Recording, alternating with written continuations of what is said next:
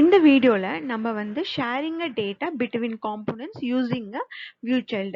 எப்படி child to parent க்கு எப்படி டேட்டாவை பாஸ் பண்ணலாம் அப்படின்னா ரெண்டு வகையா பாஸ் பண்ணலாம்னு சொல்லியிருப்பேன். ஒன்று at output, ஒன்று at ViewChild. ஸோ இந்த வீடியோல நம்ம பார்க்க போகிறது ViewChild யூஸ் பண்ணி எப்படி ஒரு சைல்ட்லேருந்து பேரண்ட்டுக்கு டேட்டாவை பாஸ் பண்ணலாம் அப்படின்னு சொல்லிட்டு. ஸோ இதை பற்றி ஷேரிங் டேட்டாவோட ஃபர்ஸ்ட் பார்ட் செகண்ட் பார்ட் பார்க்காதவங்க நீங்கள் அந்த பாட்டை பார்த்துட்டு அப்புறம் இந்த பாட் பார்த்தீங்க அப்படின்னா உங்களுக்கு யூஸ்ஃபுல்லாக இருக்கும். அண்ட் டு ஆங்குலர் இது வரைக்குமே உங்கள் சிஸ்டமில் இன்ஸ்டால் பண்ணலை, எந்த ஒரு செட்டப்புமே பண்ணலை, இல்லை நீங்கள் ஆங்குலருக்கு புதுசு அப்படின்னா நான் இந்த வீடியோ கீழே டிஸ்கிரிப்ஷனில் லிங்க் கொடுத்துருப்பேன். நீங்கள் அந்த லிங்க்ல இருக்க எல்லா வீடியோஸையும் பார்த்துட்டு இந்த வீடியோஸ்க்கு வந்தீங்க அப்படின்னா உங்களுக்கு ஹெல்ப்ஃபுல்லாகவும் இருக்கும், புரியவும் செய்யும். இப்போ நம்ம வீடியோக்குள்ளே போகலாம். ஸோ இப்போ ViewChild யூஸ் பண்ணி எப்படி டேட்டாவை நம்ம ஷேர் பண்ணலாம் அப்படின்னா, ViewChild என்ன பண்ணும் அப்படின்னா ஒரு பேரண்ட் காம்போனன்ட்லேயே சைல்டு காம்போனண்ட்டை இன்ஜெக்ட் பண்ண என்ன பண்ணும்னா அலோவ் பண்ணும். ஸோ அப்போ அது என்ன பண்ணும் அப்படின்னா ViewChild பேரண்ட்டை சைல்டில் இருக்கிற டேட்டாஸ், ஃபங்க்ஷன்ஸ், அட்ரிபியூட்ஸ் எல்லாத்தையுமே ஆக்சஸ் பண்ண அலோவ் பண்ணும். இதுதான் ViewChild. ஸோ ViewChild எப்படி நம்ம இம்ப்ளிமெண்ட் பண்ணுவோம்னா அட் ViewChild டெக்கரேட்டர் யூஸ் பண்ணி தான் பண்ணுவோம். ஸோ இப்போ நீங்கள் அவுட்புட்டில் பார்த்தீங்க அப்படின்னா உங்களால் சைல்ட்ல இருந்து எமிட் மட்டும் தான் பண்ண முடியும். ஓகேவா, என்ன டேட்டாவோ இல்லை என்ன ஃபங்க்ஷன்ஸோ அதை மட்டும் எமிட் பண்ணிட்டு தான் பண்ண முடியும் அட் அவுட்புட் டெக்கரேட்டர் யூஸ் பண்ணி. ஆனால் ViewChild யூஸ் பண்ணி சைல்டில் இருக்கிற எல்லா டேட்டாவுமே நம்ம என்ன பண்ண முடியும், ஆக்சஸ் பண்ண முடியும். இதுதான் இந்த வித்தியாசம் அட் அவுட்புட்டுக்கும் அட் ViewChildக்கும். ஸோ ஓகே, ஒன்ஸ் நீங்கள் ViewChild யூஸ் பண்ணி டெக்கரேட்டர் யூஸ் பண்ணி ஒருவேளை சைல்டு காம்போனன்ட் இனிஷியலைஸ் ஆகலை அப்படின்னா நம்ம என்ன யூஸ் பண்ணோம் அப்படின்னா after view init life cycle hook அப்படின்ற இந்த லைஃப் சைக்கிள் யூஸ் பண்ணும். நான் லைஃப் சைக்கிள் பற்றி தனியாக செப்பரேட்டாக ஒரு வீடியோ போடுறேன். இதில் ஆஃப்டர் வியூ இன்ட் இதை பற்றி மட்டும் என்னென்னு சொல்கிறேன். ஸோ ஆஃப்டர் வியூ இன்ட் என்ன பண்ணும் அப்படின்னா ஒன்ஸ் நம்ம ஆங்குலரை நீங்கள் ரன் பண்ண ஆரம்பித்ததுக்கப்புறம் நீங்கள் கரெக்டாக அந்த பேஜுக்கு உங்களோட ப்ரௌசரில் ரீடைரக்ட் ஆகும்போது அப்போ ஆங்குலர் என்ன பண்ணும், இனிஷியலைஸ் பண்ணும் உங்களோட சைல்டு காம்போனண்ட்டையும் இல்லைன்னா மற்ற காம்போனண்ட்டையும். ஸோ ஒன்ஸ் அது இனிஷியலைஸ் பண்ணதுக்கு அப்புறம் தான் என்ன பண்ணும் ஆஃப்டர் வியூ இன்ட் ரெஸ்பாண்ட் பண்ணும். அப்போ உங்களால் என்ன பண்ண முடியும்னா பேரண்ட்ல இருந்து சைல்ட்ல இருக்க டேட்டாவெல்லாம் ஆக்சஸ் பண்ண முடியும். ஸோ அட் ViewChild யூஸ் பண்ணி எப்படி சைல்ட்ல இருந்து பேரண்ட்டுக்கு டேட்டா சென்ட் பண்ணலாம் அப்படின்றத ப்ராக்டிக்கலாக பார்க்கலாம். ஸோ இப்போ இது பேரண்ட் காம்போனன்ட், இது சைல்டு காம்போனன்ட். இது எப்படி இது பேரண்ட் இது சைல்டுனா இப்போ நம்ம பேரண்ட் காம்பவுண்ட்குள்ளே எது இந்த பேரண்ட்டுக்கு சைல்டாக இருக்கணும்னு சொல்லி நம்ம அதை தான் என்ன பண்ணியிருப்போம், ஆட் பண்ணியிருப்போம். ஸோ இது எப்படி ஆட் பண்ணுறது நான் ஃபஸ்ட்டு பேக் 2 வீடியோஸில் சொல்லியிருப்பேன். ஸோ ஒன்ஸ் இங்கே சைல்டு காம்போனண்ட் ஆஸ் அ டைரக்டிவாக நீங்கள் ஆட் பண்ணதுக்கப்புறம் தான் இந்த பேரண்ட் காம்போனண்ட்டுக்கும் சைல்டு காம்போனண்ட்டுக்குமே ஒரு ரிலேஷன்ஷிப் வரும், பேரண்ட் சைல்டுன்னு.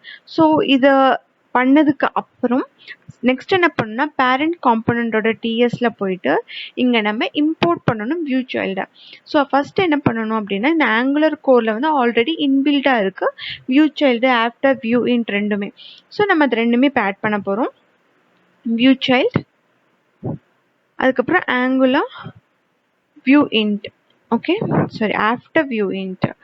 ஸோ ஆஃப்டர் வியூ இன்ட்டும் நம்ம ViewChild ரெண்டுமே என்ன பண்ணிட்டோம், இப்போ இம்போர்ட் பண்ணிட்டோம்.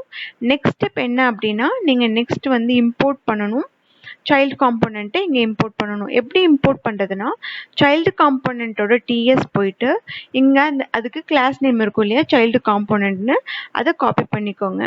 தென் பேரண்ட் காம்போனண்ட்டில் 2 கர்லி பிரேசில் போட்டுட்டு அதுக்குள்ளே பேஸ்ட் பண்ணிக்கோங்க.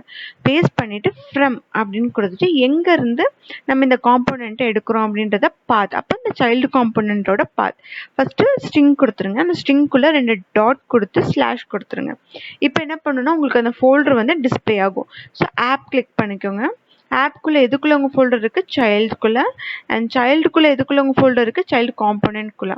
ஸோ ஒன்ஸ் இது கொடுத்து நீங்கள் இம்போர்ட் பண்ணதுக்கு அப்புறம் இந்த எக்ஸ்போர்ட் கிளாஸ் AppComponent இருக்கு இல்லையா, இந்த இடத்துல என்ன பண்ணணும், இம்ப்ளிமெண்ட் பண்ணணும்.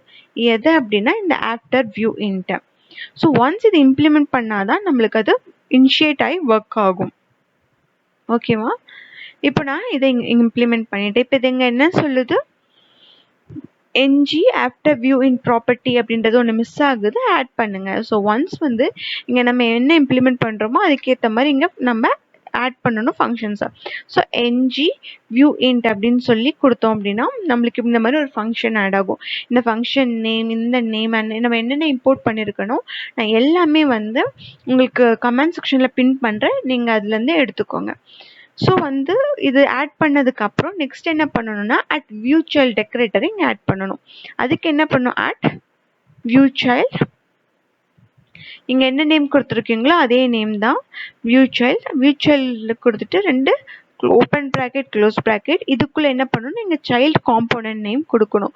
உங்கள் ChildComponent நேம் என்னது, இதுதான். ஸோ அதை காப்பி பண்ணி அந்த ChildComponent நேம் இந்த ப்ராக்கெட்குள்ளே கொடுத்துட்டு இதுக்கு ஒரு ஸ்பேஸ் விட்டுட்டு நீங்கள் என்ன பண்ணணும்னா ஒரு நேம் கொடுக்கணும். நான் என்ன பண்ணுறேன், இப்போ இதுக்கு சைல்டு நேம் கொடுக்குறேன், நீங்கள் என்ன நேம் வேணால் கொடுத்துக்கலாம். அப்புறம் இதுக்கு ஒரு டைப் கொடுக்கணும். ஸோ ஒன்ஸ் இது கொடுத்துட்டு நெக்ஸ்ட் என்ன பண்ணால் நம்ம ஒரு ப்ராப்பர்ட்டியை டிஃபைன் பண்ணணும். இப்போ நான் மெசேஜ் அப்படின்ற ஒரு ப்ராப்பர்ட்டியை இங்கே டிஃபைன் பண்ணுறேன். அந்த ப்ராப்பர்ட்டிக்கு நான் ஒரு டைப் கொடுக்குற ஸ்ட்ரிங், இதுக்கு இப்போத்துக்கு நான் என்ன பண்ணுறேன், இனிஷியலைஸ் பண்ணுறேன் எம்டி ஸ்ட்ரிங்கை.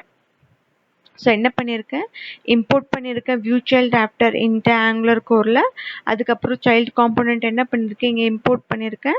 ஒன்ஸ் இது 2 இம்போர்ட் பண்ணதுக்கப்புறம் என்ன பண்ணியிருக்கேன், இம்ப்ளிமெண்ட் பண்ணியிருக்கேன் ஆஃப்டர் ViewInit. ஒன்ஸ் இது இம்ப்ளிமெண்ட் பண்ணதுக்கப்புறம் நான் என்ன பண்ணியிருக்கேன், இங்கே ஆட் பண்ணியிருக்கேன் அதோட ஃபங்க்ஷன்ஸை. ஸோ இங்கே ஆட் பண்ணதுக்கப்புறம் நான் என்ன பண்ணியிருக்கேன், அட் ViewChild டெக்கரேட்டர் யூஸ் பண்ணியிருக்கேன். அந்த டெக்கரேட்டருக்குள்ளே என்ன பண்ணியிருக்கேன், ChildComponent நேம் கொடுத்து இப்போ இந்த ப்ராப்பர்ட்டி நேம் கொடுத்துருக்கேன். இப்போ இந்த ப்ராப்பர்ட்டி யூஸ் பண்ணி தான் நம்ம என்ன பண்ண போகிறோம், ChildComponentல இருக்க ஃபங்க்ஷன்ஸும் அப்புறம் வந்து அட்ரிபியூட்ஸ் எல்லாத்தையுமே நம்ம என்ன பண்ணலாம் அப்படின்னா கால் பண்ணிக்கலாம், ப்ராப்பர்ட்டிஸ் எல்லாமே. ஸோ வந்து இந்த மெசேஜ் ஸ்ட்ரிங் வந்து நம்ம வந்து வியூவில் டிஸ்பிளே பண்ணுறதுக்கான ஒரு ப்ராப்பர்ட்டி. இப்போ நெக்ஸ்ட் ஸ்டெப் என்ன பண்ணால் உங்கள் ChildComponentோட TS போயிருங்க. போயிட்டு இங்கே ஒரு ப்ராப்பர்ட்டி நேம் கொடுங்க, என்னென்னா ChildMessage அப்படின்னு ஒரு ப்ராப்பர்ட்டி நேம் கொடுத்துக்கோங்க. ChildMessageன்னு கொடுத்துக்கோங்க. ஒன்ஸ் ChildMessageன்னு கொடுத்துட்டு அதுக்கு ஸ்ட்ரிங்னு டைப் கொடுத்துக்கோங்க. டைப் கொடுத்துட்டு இல்லை நான் என்ன கொடுக்குறேன்னா வெல்கம் டு ViewChild